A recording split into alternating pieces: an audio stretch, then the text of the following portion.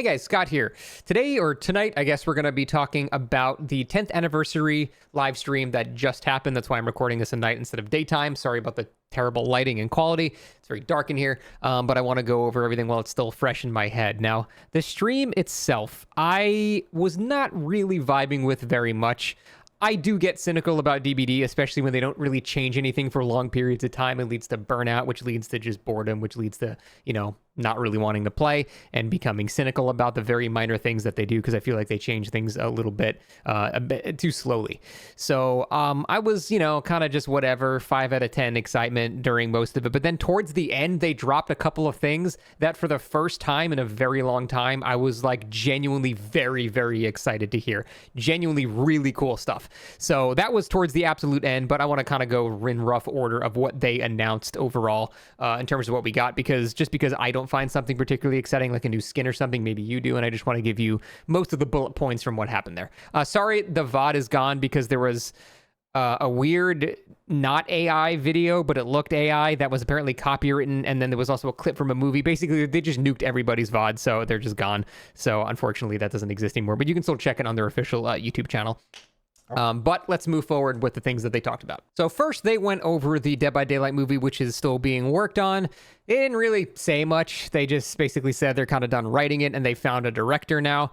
It's this guy, Thordor, I think. Yeah, Thordor Paulson. I have no idea who this is, not to be insulting. I just truly don't know who he is. I don't know anything that he's made before. I checked his IMDb. He really hasn't made very much. He made a movie called The Damned, which got like okay reviews. So I don't know anything about him.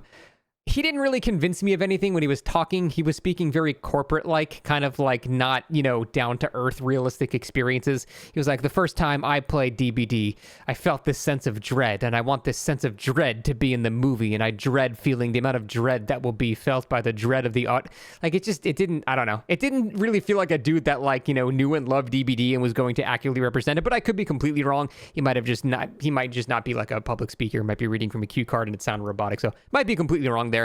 But this is sort of a blank slate. I don't know anything about him. He hasn't really done much. Could be really good, could be really bad.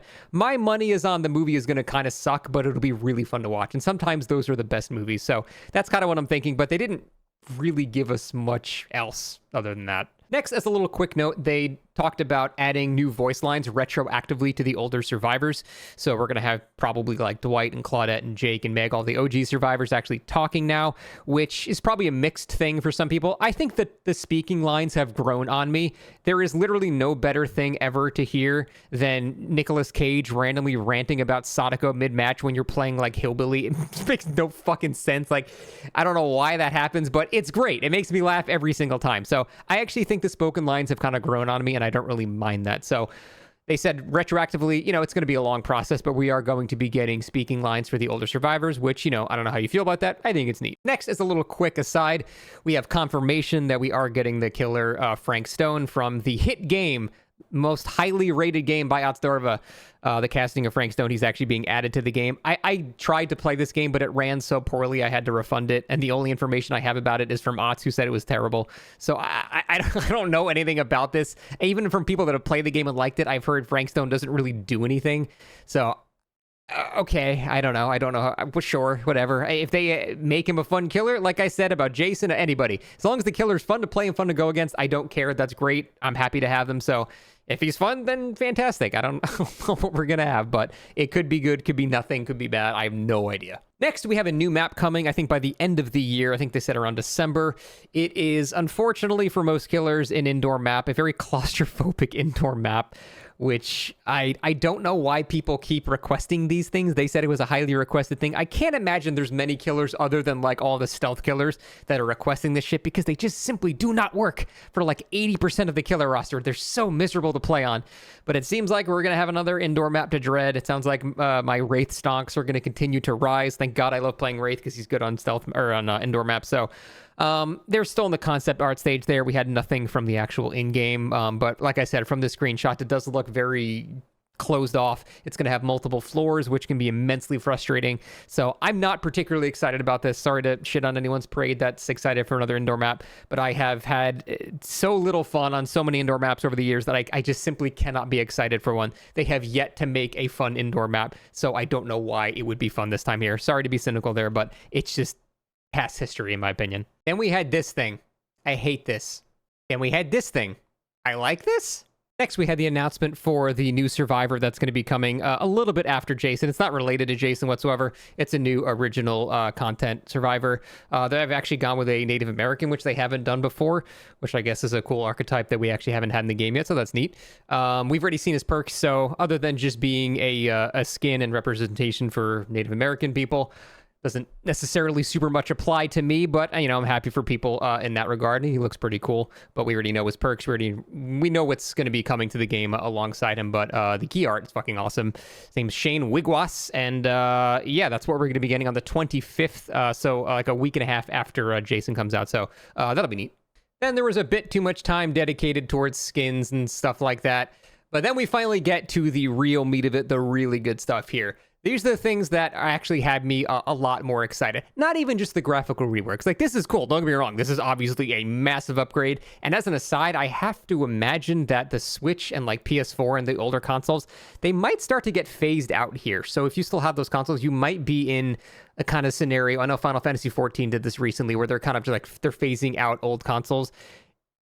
We're probably going to be looking at that. So keep that in mind as we go forward with these whole graphical updates. Again, they look fantastic. But like I said, when you're playing DBD, the fidelity of Vittorio's face is not the main thing you're thinking of when you're getting chased by a killer. So I don't ever view things like this super highly on the things I care about scale. Like, again, it looks fantastic. It looks really good. The actual emotion in Kate's face is really, really good there. The animations are just so much better.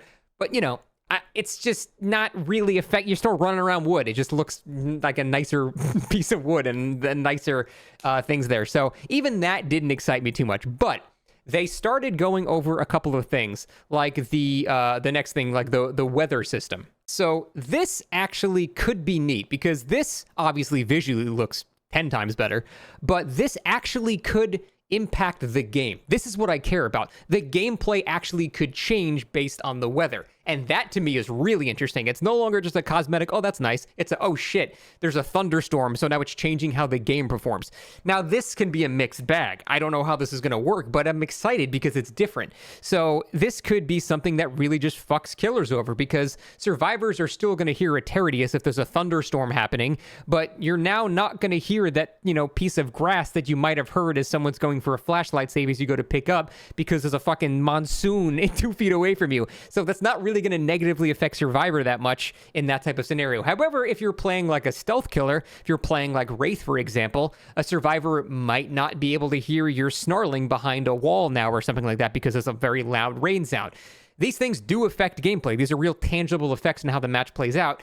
And I'm not sure how I feel about it. It could be really interesting and really cool, or really annoying, because you could be in a scenario where you're not playing a stealth killer and you're just getting nerfed by the rain. You're playing Huntress and now you can't see 10 feet in front of you because there's a rainstorm.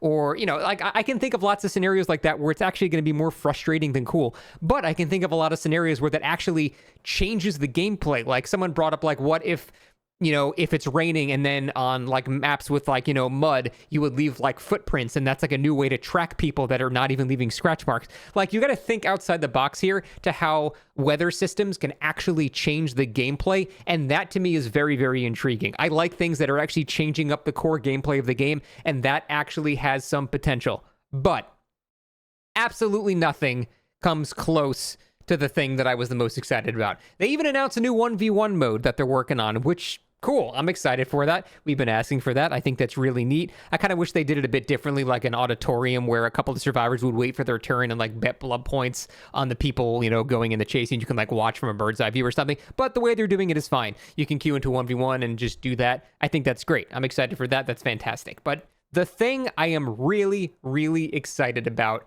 is modding tools. They are finally actually adding the ability to mod the game within certain limits. Obviously, they need to restrict certain things because there are licenses involved. And if you were to make a map that involves, like, Ghostface getting fucked by Sable or something, like, license holders are going to be very upset. So there's going to be there's going to be restrictions in terms of that kind of thing.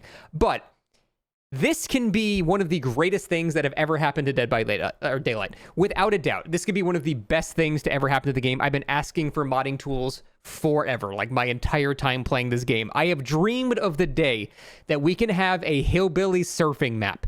Like, we're gonna have people developing mods where, like, it's a 4v4 racetrack and we're playing fucking Mario Kart with hillbilly. That's the kind of shit that will make Dead by Daylight legitimately last forever. When you give creators the tools to mod things, it's just, the game just doesn't ever die because there is an infinite amount of potential.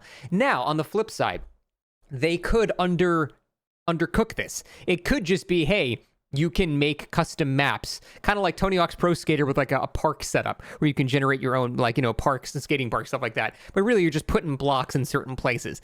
It could be something as basic and boring as that, which would still be cool. Don't get me wrong. I still think that'd be a really nice change. And I think that'd be still really cool for the comp scene, especially making really balanced maps. That'd be really nice, but it would be underwhelming. I want to see as much freedom as possible with that modding potential. Because if we do, the sad part is, I bet we're going to have modders make a more fun game than Dead by Daylight within like a month inside Dead by Daylight. It's going to be like a Warcraft 3 to Dota pipeline, but I am so excited for that. And someone brought up in my chat, like, well, are they going to charge for these things? Because there's no incentive for people to do this. I'm telling you, having people play your mod is incentive enough. As someone that has made mods and watched popular people play those mods, that feeling you get from watching people play the thing you made, it's one of the greatest feelings in the world. So they're not going to have to charge anything, because that feeling, like, you know, having a million people play your mod is just, it's so cool. So that's plenty of incentive, I would have to imagine. So that modding potential, oh my God. And it's not even something that's like in the in the very far distant future. It's something that we're getting next year. This is like a pretty real thing that's going to be happening, you know, not soon. I honestly think the next half a year of DBD is going to be relatively stale, depending on how fun, you know, we find Jason to be, and how fun, I guess, Art the Clown. Oh yeah, he's also coming too, by the way.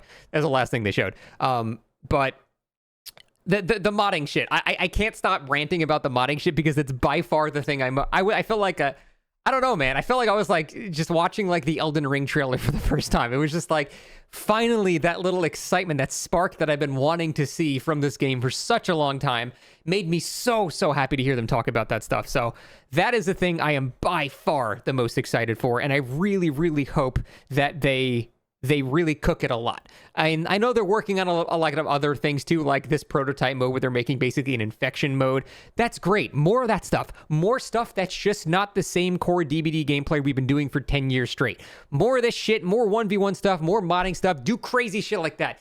That is what I want to see. That gets me excited. That keeps me playing the game forever. So, was very happy with the way that they ended this show. That is like the best news they could have possibly ended on. Actually, they truly ended it on Art the Clown, but frankly, I don't know or care about that IP again whatsoever. I've heard it's basically just gore porn, which, great if you're excited for it. I'm not going to shit on your fun. High five. That's awesome. I'll say the same thing I've said for Jason, for everybody. If he's fun to play and he's fun to play against, I'm very happy to have Art the Clown in the game. I just have no attachment to him whatsoever. So the real thing for me was the modding. I'm so excited about that, and I can't wait for it to actually get to the game. It's going to be a slow year before we get to that part.